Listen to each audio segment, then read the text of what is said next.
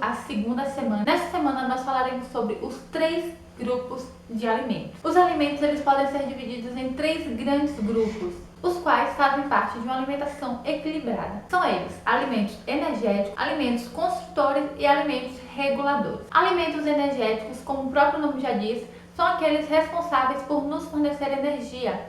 Eles são compostos principalmente pelos carboidratos e ele vai fazer com que você consiga realizar atividades simples do dia a dia, como andar, falar, respirar. Tudo isso é através dos alimentos energéticos. Alguns alimentos são pães, massas, bolos, entre diversos outros alimentos. A gente pode ver aqui nesse círculo que representa como se fosse uma pirâmide alimentar, onde a maior parte aqui é composta pelos carboidratos. Então eles são os alimentos energéticos, tá bom? Vendo pães, cereais e demais alimentos. A gente tem também aqui a nossa pirâmide alimentar. Bom, a gente ainda tem os alimentos construtores. Qual a função dos alimentos construtores? Construir alguma coisa. Ou seja, eles são responsáveis pela formação do nosso corpo, dos nossos órgãos, nosso músculo. São realizados através dos alimentos construtores. Além de construir, eles também são responsáveis por renovar.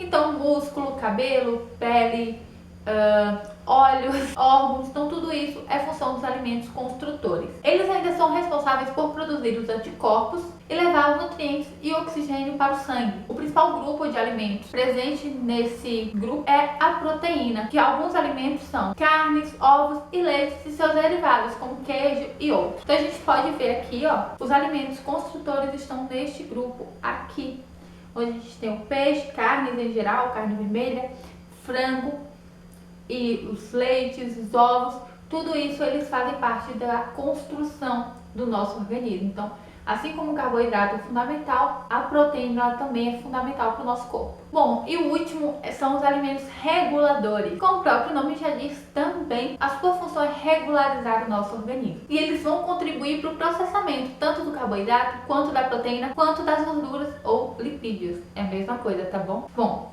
então a gente tem aqui na minha tabela, nessa pirâmide redonda, que não é uma pirâmide, o círculo de alimentos, a gente tem aqui os alimentos reguladores, tá bom? Frutas, vegetais, são os principais alimentos reguladores. Aí você me pergunta, Nilmari, eu não tenho carboidrato, lipídio nesses alimentos? Tem sim. Então a gente vai encontrar gordura tanto nas carnes, quanto em algumas frutas e verduras. Elas têm uma quantidade pequena, mas tem, tá bom? Algumas mais, outras menos. Como, por exemplo, o abacate ele é rico em lipídio, que é gordura.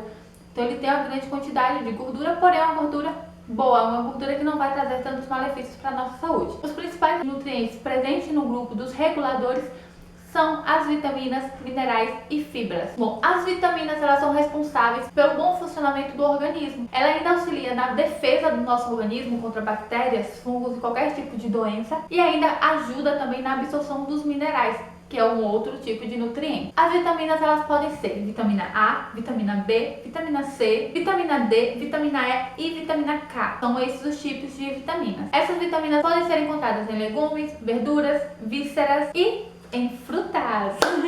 É uma delícia, gente. Vocês gostam de fruta? Me contem depois se vocês gostam, se você come fruta. A vitamina A mantém a normalidade da visão, a integridade da pele e mucosas, crescimento e, além disso, a resistência da estrutura dentária. As vitaminas B ou do complexo B atuam no metabolismo das gorduras, proteínas e formação sanguínea. A vitamina C contribui para a construção dos ossos, cartilagens, dentes, cicatrização de ferimentos e ameniza sintomas de gripes e resfriados. A vitamina D faz a absorção do cálcio e fósforo, perfeita calcificação dos ossos e dentes. Esta vitamina pode ainda ser encontrada no sol, além dos alimentos, porém deve-se evitar o sol das 10 às 15 horas. A vitamina E contribui para a prevenção de abortos, ajuda na absorção da vitamina A, protege os glóbulos vermelhos e possui ainda a função antioxidante. A vitamina K ela é essencial e responsável pela coagulação sanguínea. Então, naquele momento que você tem um ferimento, ela é que vai ajudar a não ter nenhum tipo de sangramento intenso. Agora, os minerais, eles fazem parte da formação dos tecidos.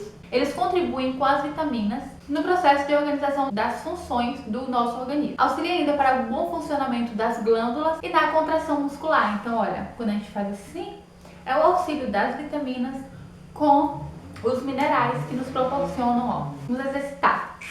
tá bom? Eles regulam o ritmo das funções do organismo, então fazem com que o nosso organismo funcione de forma adequada, a gente não vai ter constipação e nem outros sintomas desagradáveis, e contribuem ainda na digestão e absorção dos nutrientes de todos os alimentos que a gente consumir. Fazem parte desse grupo cálcio, ferro, fósforo, iodo, potássio, sódio e flúor. E as principais fontes de minerais são frutas, verduras e legumes. Alimentos bem coloridos, cada cor predomina um nutriente específico. Vai ser mais pra frente um pouquinho, tá bom?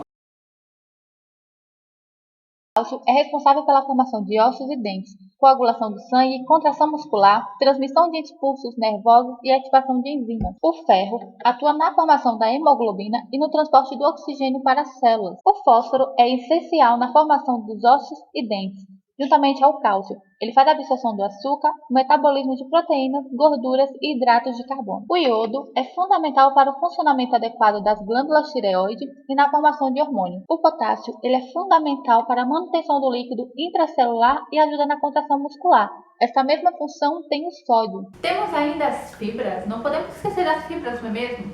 Elas correspondem à parte dos alimentos vegetais que não foram digeridas ou metabolizadas. A principal função das fibras é o aumento do bolo fecal, ou seja, ela vai contribuir com que você defeque. Sim, gente, pode ser uma palavra feia, mas todo mundo aqui vai no banheiro, não é mesmo? E essa é uma das funções dos alimentos.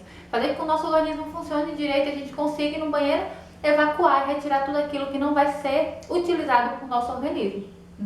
Se não presta, joga fora. E esse é o nosso lixo. E dessa forma ela vai prevenir a constipação, que eu tanto falo aqui pra vocês. Ela também auxilia para nos proporcionar maior saciedade. Você pode perceber que se você consome um alimento integral, ele vai te proporcionar saciedade mais rápido do que um alimento comum. Por quê? Porque ele é mais rico em fibra. Lembra que eu falei na semana passada? Então, ele tem mais fibras, consequentemente a saciedade vai ser mais rápida. Ele ainda tem a capacidade de reduzir o acúmulo de gordura e carboidrato no nosso organismo. Gente, as fibras são maravilhosas, então consumam alimentos ricos em fibras, não é mesmo? Esses dois fatores que eu acabei de falar, eles são importantes principalmente para quem está lutando contra a obesidade e sobrepeso. Então, para você que deseja emagrecer, uma ótima opção é as fibras.